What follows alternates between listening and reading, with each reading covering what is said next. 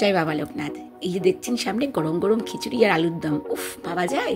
না না না, এটা রাত্রির ডিনারের জন্য নয়। গতকাল রাত্রে বাবা আর মেয়ে গ্রসারি শপিং করতে গেছিলো। সেখান থেকে ফেরার পথে দেখে রাস্তার মধ্যে বড় করে প্যান্ডেল করে পুজো হচ্ছে। সেখান থেকেই দুজনে 2 হাত ভরে খিচুড়ি নিয়ে এসছে। ব্যাস, তার সাথে কোকোর জন্য এই খেলনাটা দেখছেন কি অবস্থা। গত মাসের খেলনাটা কিন্তু আর এখন সামনে আনলে ধরছেও না। এটা নিয়েই তার আনন্দ, কিন্তু নাকে তো গন্ধই যাচ্ছে, কি করবে বুঝতে পারছে না। একবার আমার দিকে তাকাচ্ছে, মা একটু পারমিশন দাও, আমিও খাবো। মেয়েও বললো মা একটু ওকে দিই, একদম অল্প একটু দেবো। খেতে যে কি ভালো হয়েছিল, ওই দেখুন এরকম করে চেটে পুটে একদম সাফ করে দিল দিদিভাইয়ের হাতটা, খুব ভালো হয়েছিল খেতে।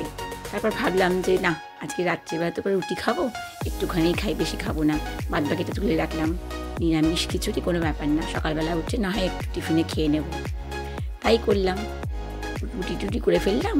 তারপরে দেখলাম যে কি করে আর একজন, ওমা নতুন খেলনাটার কি অবস্থা করলো দেখুন খালি একবার। গত মাসের খেলনাটা, এই যে হলুদ রঙের বাগু মামাটাকে পরের দিন তার চোখ উপরে দিয়েছিল, কিন্তু গতকাল প্রায় 2 থেকে 3 মিনিটের মধ্যে এই নতুন হাতির খেলনাটার একদম চোখ উপরে দিল। চোখ উপরে দিয়ে ভেতর থেকে সেই তুলোগুলো বেরিয়ে আসছে, সেগুলো সে মুখে দিচ্ছে, সারা ঘর নোংরা করছে। বললাম যে নাইটটা সরিয়ে রাখতে হবে, সেলাই করে ধুয়ে তারপর ওকে দেবো। কী করবো, কিন্তু সে সেটা নেবেই নেবে, পাগলের মতন করছে। বাধ্য হয়ে মেয়েকে বললাম দিয়ে দে, যা ইচ্ছে করুক, আমি রুটি টুটি করে নিই, তারপরে আগে সেলাই করে দেবো, তারপর দেখি কী করে। এটাকে নিয়ে তো কিছুক্ষণ ভালোই হলে বসে থাকলো। তারপরে আবার বাদ বাকি যে প্রসাদগুলো ছিল, আমার বাপের বাড়ির প্রসাদগুলোও এসেছিলো, সেগুলো সবাই মিলে খেলাম। তারপর আর শরীর চলছিল না, মনে হচ্ছে এবার গিয়ে শুয়ে পড়ি। চলুন, গুড নাইট, ভালো থাকবেন সবাই।